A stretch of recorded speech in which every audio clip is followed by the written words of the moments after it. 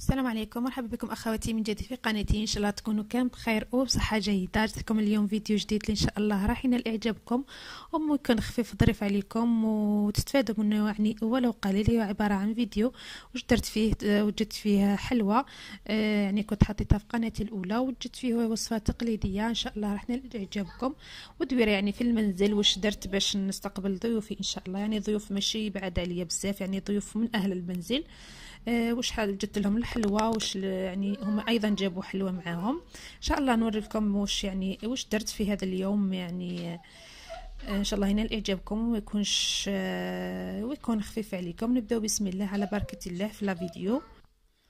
انايا سبقت راح نوجد الحلوى تاعي، يعني باش ترتاح لي في الثلاجه، تحب ترتاح جيدا.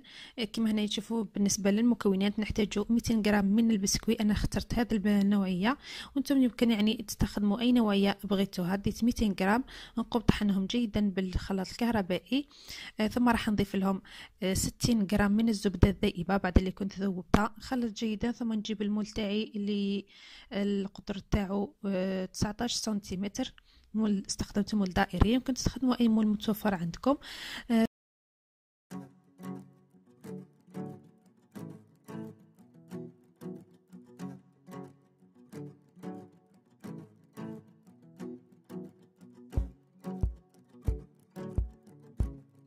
ثم جبت يعني كمية من الشوكولاتة، 120 غرام من الشوكولاتة السوداء. راح ندوبها في الميكرووند او في حمام مريم، يعني شي اللي بغيتوه. ثم بالنسبة نبدأ للطبقة الأولى. عندي 200 إلى 250 غرام جبن ماسكاربون. بعد ما نخلطه شوية بالميكسر راح نضيف له شوية تاع سكر كلاص، تقريبا ربع كأس من السكر الناعم. ثم أضفت يعني كريمة سائلة 30%، نصف كأس من الكريمة السائلة، يعني ميكسي. طلعتها بالباكتر حتى يعني تمسكت قليلا، وخلطها مع الكريمة تاعي مع المسكربون والسكر. وخلط هذيك الشوكولا يعني بعد اللي ذوبتها.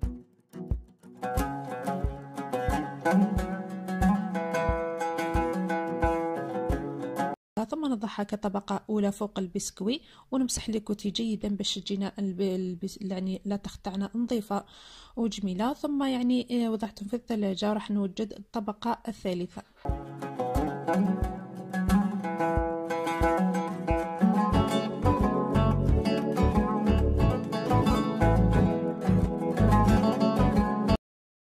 بالنسبة للطبقة الثالثة عندي كمية من المسكربون، نفس الشيء من 200 إلى 250 غرام من المسكربون. راح نضيف له 2 ملاعق كبيرة من السكر الناعم، يعني خلطهم. ثم يعني طلعت النصف المتبقي من الكريمة السائلة. كريمة سائلة استخدمت كريمة سائلة تكون نسبة الدهون فيها 35%، 35%، يعني وباردة، يعني كي تطلعوها راح تطلع لكم. ويمكن تستخدموا لك بودر شونتي مع الحليب اذا كانت لك خام فريش غير متوفره. طلعوها قليلا ثم تخلطوها مع خليط المسكربون والسكر. بالنسبه للجبن الكريمي يمكن تستخدموا مسكربون كما خدمت انايا بالمسكربون. يمكن تستخدموا في فيلادلفيا او كيري، يعني اي جبن كريمي متوفر عندكم. ثم كما تشوفوا ضفت الفواكه حمراء، فخوي روج، كنت شريتهم مجمدة. ضفت القليل منها نكهتها بهم وتضيفوهم مع على شكل طبقة ثالثة. إذا كانت يعني هذه الفواكه غير متوفرة يمكن تضيفوا أي فواكه متوفرة عندكم، فواكه أخرى، أو يعني تنكوها بشيء آخر أو تخليوها يعني عادية. كما تشوفوا حطيتها طبقة ثالثة. نمسح لي كوتي ونعاود ندخلها للثلاجة يعني باش تبرد. ثم يعني راح ندير الطبقة الأخيرة التغطية. كما تشوفوا عندي 80 غرام من الشوكولاتة السوداء. ضفت لها كمية من الحليب والقليل، ندخلهم للميكرووند باش تذوب لي هذيك الشوكولاتة، أو نديرهم معنا لحمام مريم كما تبغوا. وثم أضفت القليل من الزبدة حوالي 8 غرام. وثم كما تشوفوا تحصلت على هذا القوام تاع الشوكولاتة.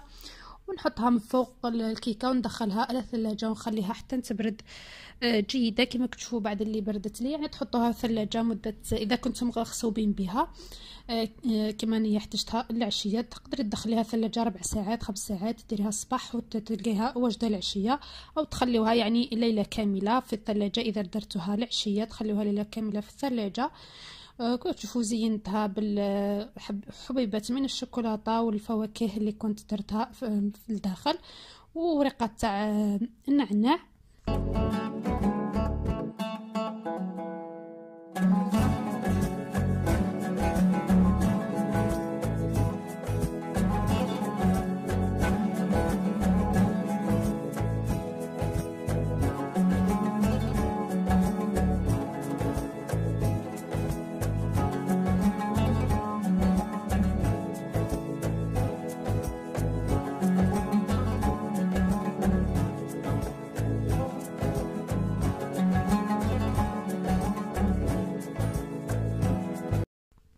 ثم يعني توجهت مباشرة راح ندير الغدا، راح ندير قرصة المرقة اللي هي وصفة تقليدية نديروها حنايا في ولاية برج برج بكثرة، خاصة المرأة النافسة. كيف تشوفوا عندي حبة بصلة كبيرة وفص ثوم، رحيتهم في هذيك الرحاية الصغيرة، رحيتهم مكسيتهم في طنجرة، حطيت القليل من الزيت ونديرهم يتقلاو مع مرسو تاع الدجاج. بعد اللي يتقلاو لي شوية راح نضيف درت حبه ونص في الطماطيش، حبات يكونوا متوسطين، وضفت طماطم جافه، حنا نقول لها طماطم مشلحه، يعني تطلق بنه هايله للمرق. واضفت معدنوس بعد اللي قطعته الى قطع صغيره ونقليهم مع بعض. بالنسبه للبهارات انا استخدمت القليل من راس الحانوت اللي هو راس الحانوت بهارات مشكله، والقليل من الكركم، ضفت القليل من الكمون والقليل من الزنجبيل والقليل من كزبر الغبره، وضفت كميه من الفلفل الاحمر، درت ملعقه كبيره، والقليل من الملح على حسب الحاجه.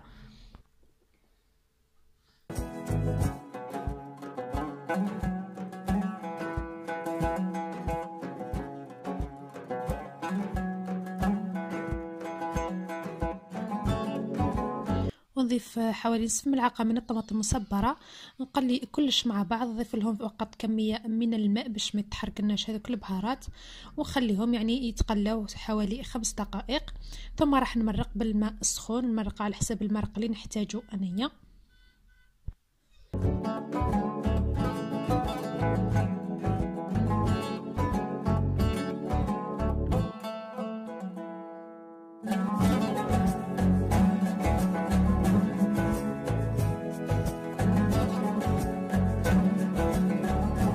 ثم توجهت مباشرة يعني نقضي شغال الاخرين، رجعت لي زيبيس كامل بلايصهم، ورحت فرغت لافيسيل، فرغتها من الاواني بعد اللي غسلتهم في الليل كما قلت لكم، وصباح نفرغها نمسح يكونوا يعني الاواني قطروا مليح في الليل، نرجع كل شيء الاواني لمكانهم، ثم يعني نعاود نعمر اذا كانوا يعني كاين اواني يعني حاجاكم مسخن نعاود نرجعهم في لافيسيل كما تشوفوا. اللي فضل راح نغسلو بيديا، ولا الحوايج اللي ما يدخلوش لافيسيل راح نغسلهم بيديا، وسرجت كامل الاواني اللي كانوا يعني تاع الليل غسلتهم تاع الليل.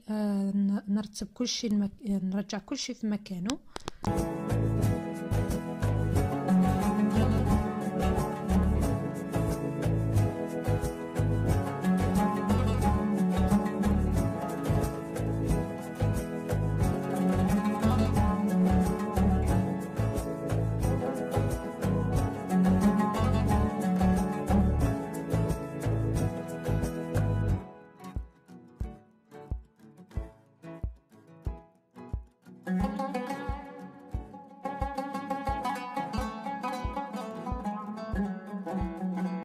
تقريبا اللحم تاعي راه دخلوا طياب، راه يعني قريب يطيب. راح نضيف كميه من العدس، درت كميه قليله فقط من العدس، نغسلوها جيدا وراح نضيفها للمرق.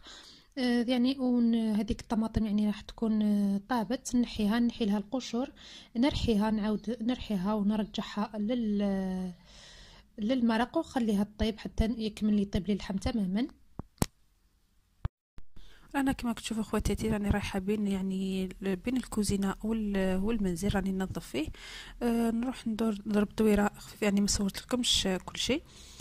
فوالا كما كتشوفوا هذاك البلا اللي كنت بلاطو اللي كنت شريته معكم من اكسيون، يعني ما نغسلوش لانه نوعيه تاع حديد، ما كنا نغسلو يعني راح يتزنجر ويفسد، فقط ندير له بخدوي هذاك ونمسحو.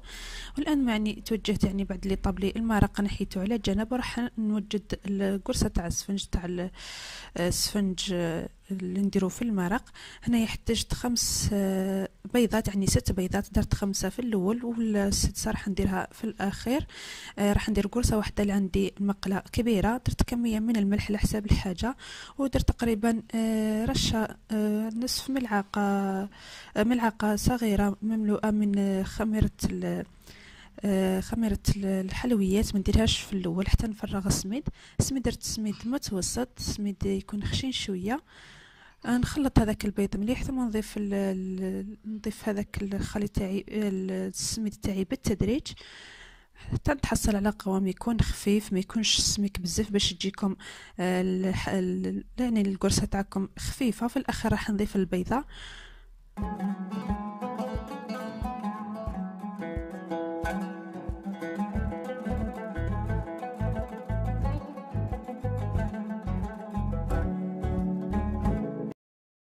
ونضيف كما شفتوا الخميره، ونضيف قليل من بذور الخشخاش، نستعملها دائما في العجائن لانها صحيه جدا، وقليل من النعناع يابس فقط للتنكيه. راكم تشوفوا القوام تاعها. وندخلها نديرها في مقله. راني حطيت كميه من الزيت، كميه قليله من الزيت، نفرغ الخليط تاعي ونخليه يطيب بالعقل.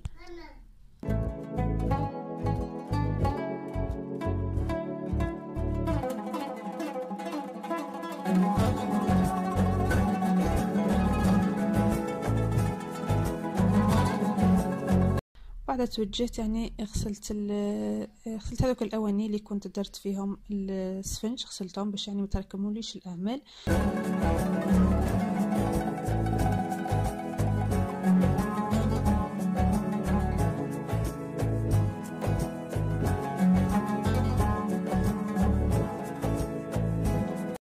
الدوش يعني الدوش لازم تغسل كل يوم.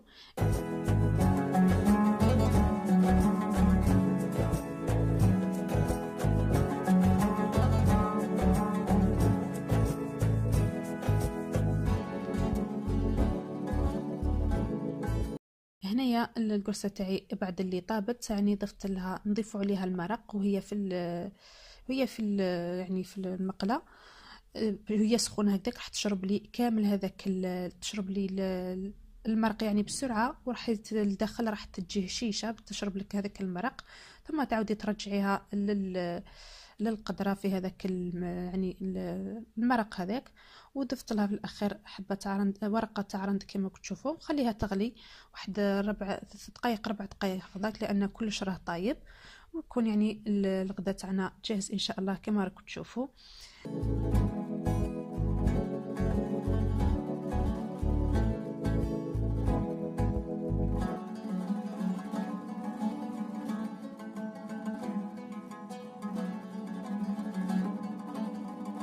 هنايا كما تشوفوا راح نمسح الارضيات، يعني درت القليل من الماء، درت قليل من منظف الارضيات وقطرات من ماء جافيل، ودرت يعني على كامل المنزل يعني مسحه خفيفه فقط كما قلت لكم. هنا يعني بعد اللي خلصت كامل شغلي، هنايا هذا يعني اللي بيني اللي كنت حضرتهم معكم من قبل. درت يعني خبيت كميه كميه، والكميه الاخرى خبيتها في المجمد، وبعد جبتهم يعني راهم يعني ديكونجليو، راح يجيو يعني رائعين. كلي هذا وين درتيهم فقط نحطهم في بلا وندخلهم ندخلهم الميكرووند يسخنوا لي 31 ثانيه، وبعدها راح نقدمهم مع الشوكولاته او السكر او العسل، يعني شو اللي بغيتو. كما الاطفال عندهم يعني يعني جايين سلفاتي خواتاتي نحبهم بالبزاف، ان شاء الله ربي يعينهم ويحفظ لهم وليداتهم، يعني ولادهم يحبوا بزاف الشوكولا. لهذا راح نستخدمهم ندير لهم الفوق الشوكولاته ولا تخت، يعني بعد اللي كنت زينتها شفتوها يعني. وهما ايضا جابوا مجموعه من يعني جابوا معاهم الحلم بالشوكولا، جاو عندي هشاش، جاو خفاف هايلين. الاطفال يحبوا بزاف الشوكولاته. والاخرى جابت درت كيك بجينواز، درتها بالبندق، واللاموس درتها موس فخومبواز، يعني جاو خفاف، جات رائعا جدا. يعني من عشية قعدنا عشية مع بعض، شربنا قهوة وحكينا شوية والحمد لله. ان شاء الله هذا هو النهار تاعي، هذا هو الفيديو تاعنا لنهار اليوم. ان شاء الله هنا اعجابكم ومنكوش يعني ثقيل بالبزاف. نتمنى لكم كل خير ان شاء الله، ونقول لكم تهلا في رواحكم. تلاقوا فيديو اخر ان شاء الله. اترككم في حفظ الرحمن، والسلام عليكم ورحمة الله تعالى وبركاته.